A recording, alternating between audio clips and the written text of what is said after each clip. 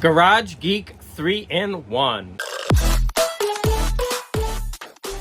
Hi, welcome to this Friday morning episode of Garage Geek 3-in-1. This is mostly going to be a response to Comic Collector Geek's Friday comic book challenge. I'm also going to respond to All the World's a Stage thread about 5 groups that I would never buy their albums, and I'm going to do 3 shoutouts. I picked 10 comics that I want to show off, and the theme this week is word bubbles. Now, Comic Collector Geek showed a lot of early comics, which he often does, and those are fascinating. But I haven't shown off my Marvel comics in a while, and I thought I would do that. So here we have Shanna She-Devil, number 2, and she says, "Ina, Biri, to me, my leopards, or else this day Shanna dies."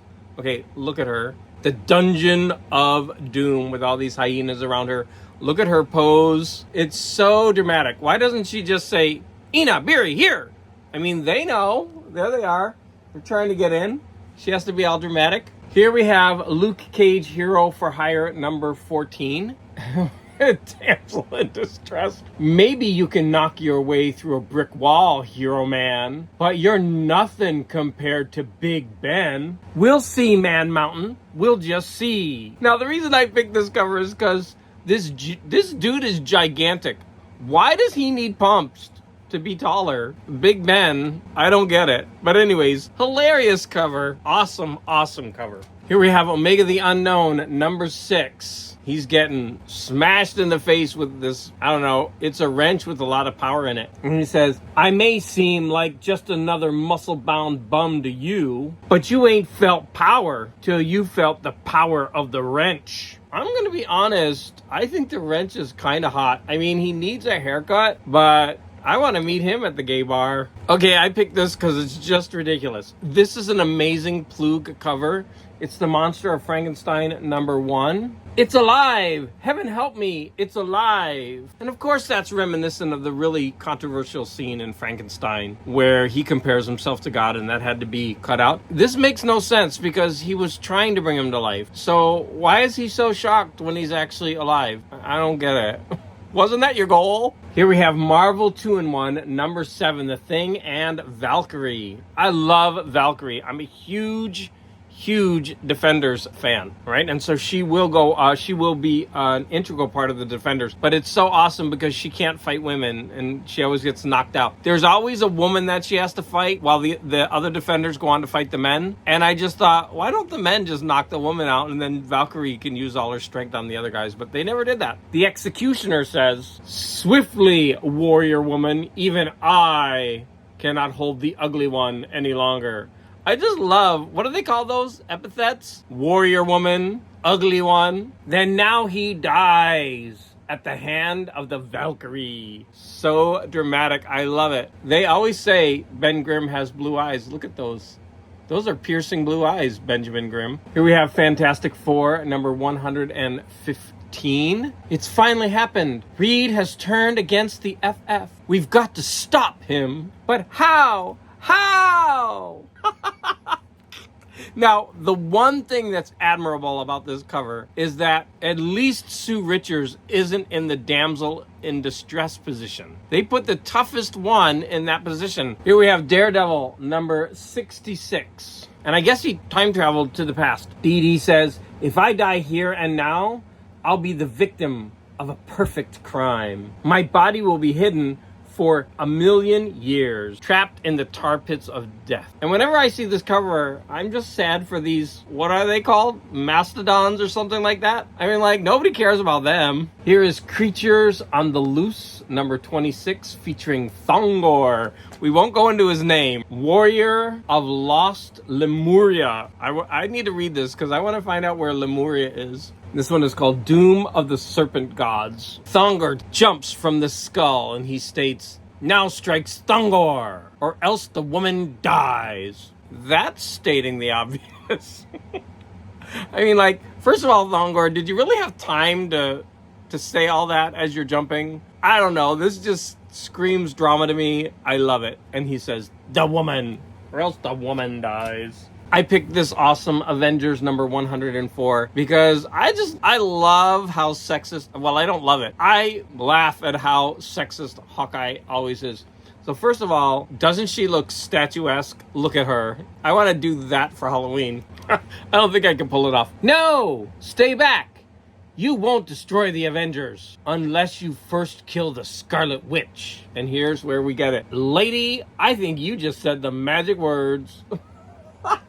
Lady? I mean, I don't think he would say man to any of these other ones. I don't know. These sexist covers. Okay, it was difficult picking only one Kazar. These were so funny. So we have Astonishing Tales number 10. Kazar is trapped in this cage of what looks like some kind of bones, maybe, although they don't really look like bones. And there's this like weird creature next to him, and he says, "Must get free. Nothing can stop Kazar, or the savage land is doomed." What he's saying is not very impressive. It's silly, but I'm like, this dude is right here and he misses. Like, how do they stay alive? How do they get food? If he's like 5 feet away and he throws a spear and he can't even hit his target. To die in flames. That has nothing to do with the cover. Okay, and I picked a facsimile edition for the final one. This is The Amazing Spider-Man number 101, where Spidey has 6 arms. And he's getting slapped. Backhanded, actually. A monster called Morbius. And Morbius says, "Fool." Poor Spidey, he's a fool. "Fool, it will take more than a freak with 6 arms to stop a vampire." And he says it really big. Now, what I'm laughing at is he calls him a freak, and I don't think you can get away with that now. But I just love the way that he's backhanding him. And this is like an iconic cover. And he calls him a freak. I mean, look at his own face. So there you have it. Now, those are my 10 word bubbles. I'm going to end this portion of the video with a request. So, Comic Collector Geek, I don't know if you ever did this or not, because you've been doing this challenge for way longer than, I found out about it, because I just found out about it, like a couple months ago. And I don't know if you do requests, but I would love to see 10 demonic or bratty children on covers. I think that would be a fun. The reason why, I keep going through my collection and finding them, and I really want to show them off. If you did this challenge already, can you let me know? And I will watch that video, and then I will just respond to that video. And if you haven't, can you possibly think about doing that challenge in the future? Doesn't have to be next week. Can be whenever. Part 2 of this video is a thread response to All the Worlds is Staged. In a video he put out this morning, he says it's his first thread. So I wanted to support him on his first thread. I need to sit up because my head's like really down in the frame. Maybe I'll crop it so I'm up higher. You have to talk about 5 musical acts that you would never buy anything by them. Now, I've actually done this a long time ago, and I forgot what I said, but I know I'm going to repeat this one. Number 1, Jimi Hendrix. Blah! I don't need to buy anything by him. Thank you very much. I would like Axis Bold as Love because the cover is gorgeous. But otherwise, I don't like Jimi Hendrix. Number 2, Eric Clapton. Eric Clapton does have a pop phase, and some of the songs are actually okay. I do like Layla on the Domino. I mean, I hate to say that I would never ever buy anything by Eric Clapton, and I do have some CDs. I actually have some Jimi Hendrix CDs. They were given to me, and so I didn't want to throw them away. And the Eric Clapton, it's like, but I wouldn't like actively like buy one and like, hey, I've got an Eric Clapton. No.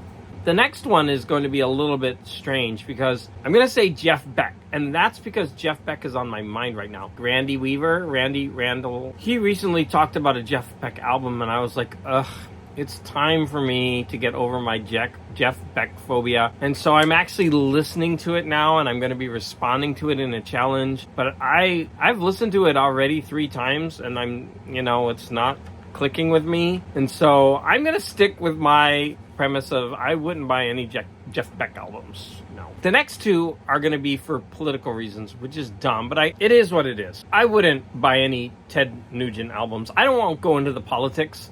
I'm just like, I liked him when I was younger, but I wouldn't buy any of his albums now. And then the next one, the final one, is Kid Rock. I actually like Kid Rock. I went to see him in concert. He opened, I forget who he opened for. And I enjoyed the concert. It was a lot of fun. His music is is fun. I know a lot of people put him down, but I actually really liked Kid Rock until he did that thing that I talked about in a video, which is, again, political. And so just for me, I wouldn't buy any more Kid Rock albums in the future. I know we shouldn't bring politics into music, but sometimes that's a factor. Ted Nugent, Kid Rock, sorry. Okay, thank you all the world to stay. That was like a downer. I brought the atmosphere way down. Sorry. Let's get happy again.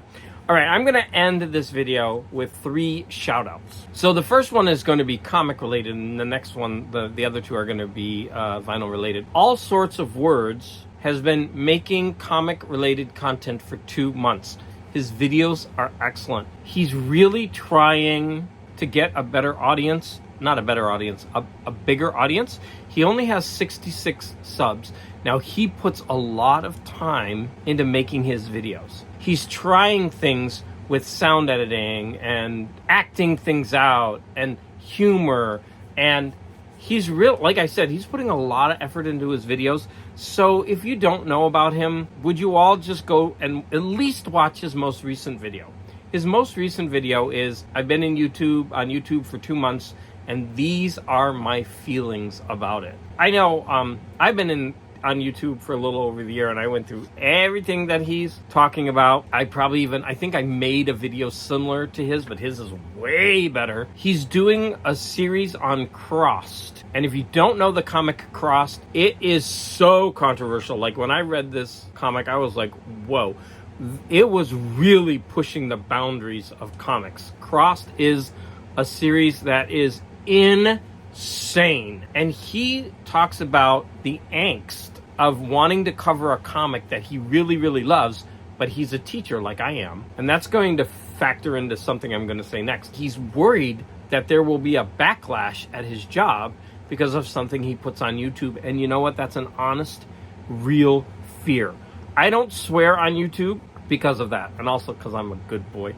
You just don't know the ramifications of what will happen with YouTube. People do get fired over these things. I highly, highly recommend that if you do not know about All Sorts of Words, would you at least go, I'll put the link to his most recent video, but I also would suggest that you check out he made 1 video so far, I think, about Crossed. I'll put the link for that one too. Number 2, this is a vinyl related review, and this is And Reviews. Now, And Reviews subbed to my channel.